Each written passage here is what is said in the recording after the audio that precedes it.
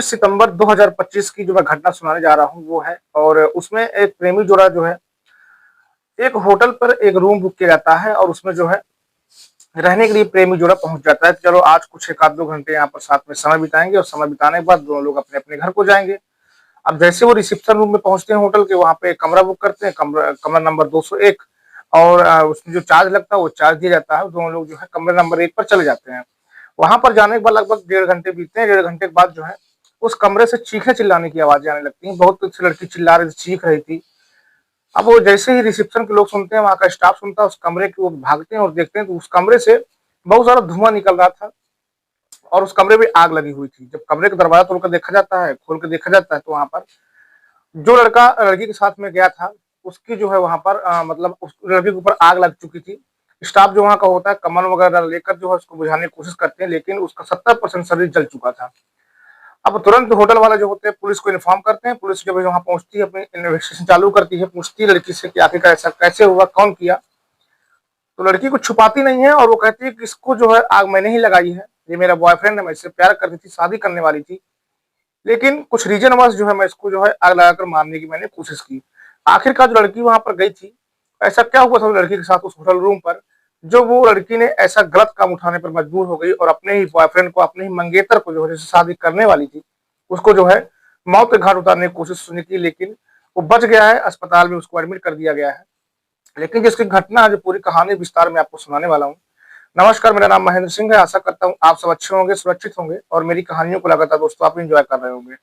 दोस्तों, हर वीडियो में मैं रिक्वेस्ट करता हूं कि अगर आप हमारे चैनल पर नए हैं तो चैनल को सब्सक्राइब जरूर कर दिया करें, क्योंकि जब आप चैनल को सब्सक्राइब करते हैं तो हमारा उत्साह ज्यादा बढ़ जाता है। चलिए दोस्तों, आज की इस घटना पर रोशनी डालते हैं। दोस्तों, ये जो घटना आज की है वो उत्तर प्रदेश के आगरा शहर की है। और आगरा शहर में एक कंचन शर्मा नाम की लड़की अपने माता पिता के साथ रहा करती थी। उसके एक भाई था और उसकी एक बहन थी। वो जो है कॉलेज में पढ़ाई कर रही थी, देखने में काफी खूबसूरत थी और उसके जो बड़े बड़े वर्क स्थल होते उसको देखकर जो भी इंसान होता पागल हो जाता। अब वो अपनी पढ़ाई पूरी करने के बाद जो है जॉब के लिए अप्लाई करती है कि चलो मेरे घर का जो खर्चा है मैं भी कुछ संभालती हूँ, क्योंकि जो उसके पिता होते हैं ज्यादा कमाई कर नहीं पाते थे। इसके चलते जो है वो जॉब के लिए कई जगह अप्लाई करती है। जो बता दूं पहले दोस्तों की जो कंचन शर्मा के पिता थे वो एक लेबर का काम किया करते थे और लेबर की काम ज्यादा कमाई होती नहीं थी, तो अपने घर खर्च चला ले उतने उनके लिए काफी था। पैसा वो बचा नहीं पाया करते थे। तो ये सब चीजों को लेकर कंचन शर्मा सबसे बड़ी थी। पढ़ाई लिखाई उसकी पूरी हो चुकी थी, तो वो जो है जॉब के लिए अप्लाई करती है, कई जगह जो अर्जी डालती है, रिज्यूम वगैरह जो है कई कंपनियों में डालती है। अब एक कंपनी से उसको फोन आता है और उस कंपनी में जो है वो इंटरव्यू के लिए पहुंचती है। तो वहां का जो मालिक होता है, जो वहां का मेन हेड होता है, उसका नाम होता है राकेश यादव, जो उस कंपनी को चलाया करता था। बड़ी कंपनी थी। और जैसे राकेश यादव के पास वो इंटरव्यू के लिए पहुंचती है, तो राकेश यादव उसको बड़े बड़े वाक्य स्थल को देखकर और उसकी खूबसूरती को देखकर बिल्कुल पागल हो जाता है, लेकिन कुछ बोलता नहीं है। उसका इंटरव्यू लेता है जैसे मन करता है, लेकिन देखकर पहले से उसका इरादा बन गया था कि इस लड़की को मुझे अपने पास रखना है असिस्टेंट के रूप में। तो उसका इंटरव्यू लेता है और उसको जो है अपॉइंटमेंट मिल जाता है कि चलो ठीक है, तुम्हारी सैलरी इतनी रखी जाएगी, 12-15 हजार जो भी सैलरी फिक्स किया हो, और जो है तुम कल से जो है काम पर आ जाओ। कंचन शर्मा होती है, उसकी बात को मान लेती है, जो है बहुत खुश थी। घर पहुंचती है, लड्डू लेके जाती है, अपने माँ बाप को खिलाती है और मोहल्ले में बांटती है कि मेरी नौकरी लग गई है, मैं जो है नौकरी अब करने जाऊंगी, अपने घर का जो है माँ बाप का सहारा बनूंगी। लेकिन उसको मालूम नहीं था कि उसके साथ आगे क्या होने वाला है। अब जो कंचन शर्मा होती है, नौकरी कंटिन्यू करना वो स्टार्ट कर देती है। लगभग 1.5 महीने नौकरी को बीत जाते हैं। अच्छी खासी उसकी सब कुछ चल रहा था, उसकी जिंदगी काफी अच्छी चल रही थी। घर पे आना, घर के साथ घूमना, खुश रहना, सारी जिंदगी उसकी अच्छी चल रही थी। लेकिन जो राकेश यादव होता है, जो मालिक होता है, उसकी नियत में कुछ खोट था कंचन शर्मा को लेकर। एक दिन वो कंचन शर्मा को जो है अपने केबिन पर बुलाता है और बुलाने के बाद जो है उसके साथ छेड़खानी करता है, मतलब हरकतें करना चालू कर देता है। कंचन शर्मा जब उसका विरोध करती है कि आप सर क्या कर रहे हैं, मैं यहाँ पे आपकी एम्प्लॉय हूँ, आप हमारे मालिक हैं, आप ये क्या कर रहे हैं। तो कंचन शर्मा को जो है राकेश यादव ऑफर देता है कि अगर तुम मेरे साथ कॉपरेट करोगी तो मैं तुम्हें और अच्छी पोस्ट दे सकता हूँ, इससे ऊपर सैलरी तुमको मिल सकती है। ये सारी लालच उसको देता है और कहता है कि मैं तुम्हें बहुत पसंद करता हूँ, कुछ समय के बाद जो मैं तुमसे शादी भी कर लूंगा और मुझे भी शादी करना, मेरी भी शादी नहीं हुई है। कंचन शर्मा उसकी कुछ बातें मानती है और जो है कॉम्प्रोमाइज करने की तैयार हो जाती है। दोनों में जो है फिजिकल रिलेशन बनने लगता है, दोनों में प्यार हो जाता है। कंचन शर्मा राकेश यादव से प्यार कर बैठती है, मोहब्बत कर बैठती है। अब उसके बिना उसको रहना जो है मुश्किल हो रहा था, वो करे तो करे क्या। अब इनका सिलसिला यहीं पर चलता रहता है, कई महीने बीत जाते हैं, महीने साल में गुजर जाते हैं और उनके जो संबंध बनते हैं बनते रहते हैं, रिश्ता इनका आगे बढ़ता रहता है। कंचन शर्मा की जो कमाई होती है, जो इनकम होती है, वो और बढ़ जाती है। अब कंचन शर्मा सोचती है कि मैं जो है अपने राकेश यादव जो है जिससे प्यार करती हूँ शादी कर लूंगी, शादी करने के बाद एक खुशहाल जिंदगी अपनी जीना मैं स्टार्ट कर लूंगी और अपने घर वालों का जो है ख्याल रख पाऊंगी। लेकिन ऐसा होता नहीं है। कंचन शर्मा जब भी राकेश यादव से शादी की बात करती तो राकेश यादव जो होता है वो इस चीज को टाल दिया करता था कि चलो कर लेंगे शादी, कर लेंगे। कई साल बीत जाते हैं और जब ये शादी की बातें होती, हमेशा इस बात को टाल दिया था। तो कंचन शर्मा को समझ नहीं लगती कि आखिरकार ये क्या कर रहा है। अब जो कंचन शर्मा होती है, कहीं से उसको खबर मिलती है कि जो राकेश यादव है, मालिक है, उसकी शादी हो चुकी है। जो उसकी फ्रेंड वगैरह होते हैं ग्रुप में बताते हैं कि इसकी शादी हो चुकी है, इसके 2 बच्चे भी हैं। लेकिन कंचन शर्मा उनकी बातों में भरोसा नहीं करती, वो खुद इस चीज को कंफर्म करना चाहती थी कि जो लोग कह रहे हैं वो सही है या गलत है। अब इस कंफर्म करने के लिए जो है वो राकेश यादव का पीछा करना स्टार्ट कर देती है। घर तक पहुंचती, घर में जाकर देखती है चुपके से, तो वाकई वहां पर उसकी बीवी और 2 बच्चे होते हैं। अब ये बात कंचन शर्मा को रास नहीं आती, वो बिल्कुल पागल हो जाती है कि अभी तक इतने सालों से राकेश यादव जो है मेरा फायदा उठा रहा था, मुझे झूठ बोले जा रहा था, मैं तुमसे शादी करूंगा, इसीलिए मुझसे शादी नहीं कर रहा था। अभी समय गुजर रहा होता है। एक दिन कंचन शर्मा जो होती है वो सीधे राकेश यादव से बात करती है कि तुम्हारी शादी हो चुकी थी, तुम्हारे बच्चे हैं, तुम अपने वाइफ को डिवोर्स दे दो और तुम मुझसे शादी कर लो, क्योंकि तुमने मेरा बहुत फायदा उठाया, बहुत इस्तेमाल किया है। कई बार तुम मुझे होटल पे ले गए, हर जगह तुमने मेरे साथ गलत काम किया है और मैं तुम्हें जो है हर जगह तुम्हारे साथ कॉपरेट करती गई हूँ। लेकिन जो राकेश यादव होता है वो सीधे उसको मना कर देता है कि देखो, मैं तुमसे शादी नहीं कर पाऊंगा, मेरी ऑलरेडी शादी हो चुकी है, 2 बच्चे हैं।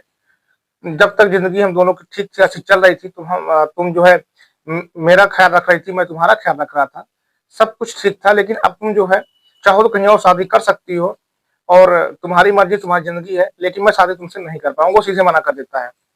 कंचन शर्मा को ये बात जो है बिल्कुल खटक जाती है, उसके दिल और दिमाग में दोनों जगह बैठ जाती है। अब वो इस चीज को बर्दाश्त नहीं कर पाती है, रिजेक्शन को, कि इसने मुझे रिजेक्ट कर दिया, शादी नहीं कर रहा है।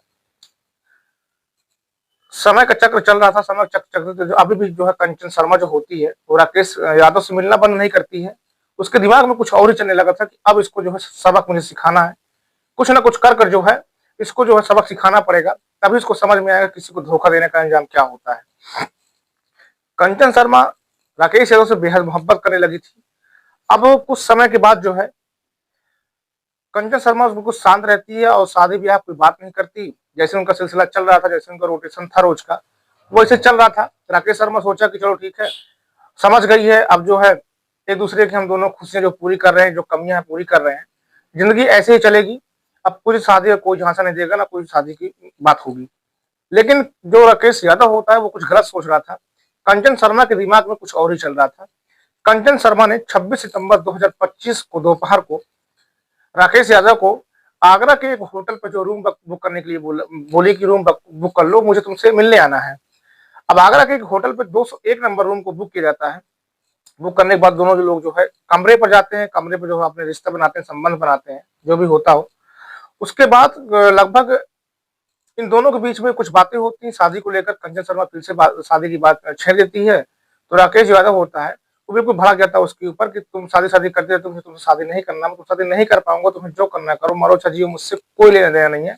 कुछ सारी ऐसी सारी बातें होती हैं। तो कंचन शर्मा का तो दिमाग कुछ और ही था।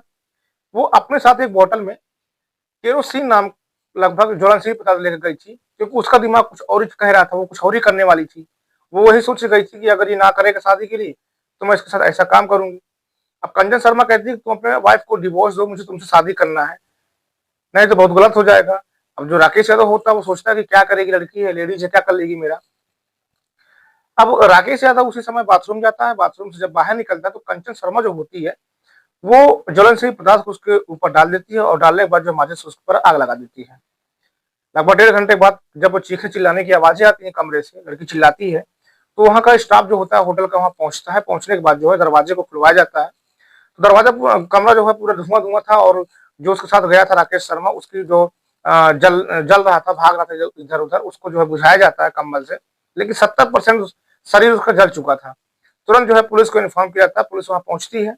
और अपने तरीके से छानबीन करती है, कंचन शर्मा से पूछताछ करती है। तो कंचन शर्मा पूरी अपनी स्टोरी बताती है कि आखिर साथ मेरे साथ क्या धोखा हुआ था, और उस धोखा को उसने बर्दाश्त नहीं कर पाई और उसके चलते जो है वो राकेश शर्मा की जान लेने की कोशिश उसने की। लेकिन राकेश शर्मा बच गया है, लेकिन अब वो किसी के लायक नहीं बचा है। ना वो किसी से प्यार कर सकता है, ना किसी का इस्तेमाल कर सकता है। 70% उसका शरीर जल चुका है और वो घर पे ही रह सकता है। उसकी ज़िंदगी कह सकते हैं कि बिल्कुल पूरी तरह से खराब हो चुकी है। तो दोस्तों, जो दुनिया में चल रहा प्यार-मोहब्बत, वो सब कुछ ऐसा कुछ भी नहीं है, सिर्फ़ हवस का खेल है यहाँ पर, और हवस अपनी मिटाई जा रही है। कोई प्यार-मोहब्बत नहीं होता है। अब जो कंचन शर्मा होती है, पुलिस उसको अरेस्ट करके जो है थाने ले जाती है, और थाने ले जाने के बाद जो है उसके साथ चार्जशीट तैयार करती है। चार्जशीट तैयार करने के बाद जो है उसको जेल भेज दिया जाता है।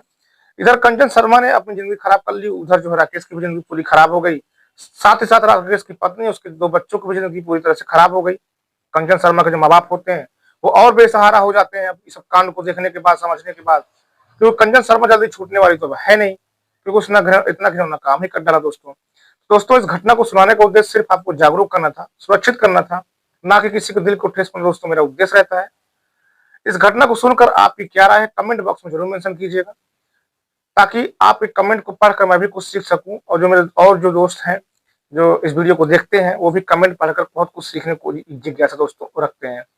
दोस्तों, मैं बता दूं कि अगर आपके पास कोई स्टोरी है या आपकी कोई कहानी है, आप मुझसे शेयर करना चाहते हैं कि मैं अपने यूट्यूब चैनल के माध्यम से इस स्टोरी को जनता तक लाऊं या आपकी स्टोरी को सुनाऊं, तो इस नंबर जो आपके स्क्रीन पर नंबर शो हो रहा है, इस नंबर पर मुझे आप व्हाट्सएप कर सकते हैं, और पूरी कहानी को आप मुझसे शेयर कर सकते हैं। मैं आपकी पूरी कहानी को आपके वीडियो के माध्यम से लोगों तक पहुंचाने की कोशिश जरूर करूंगा दोस्तों।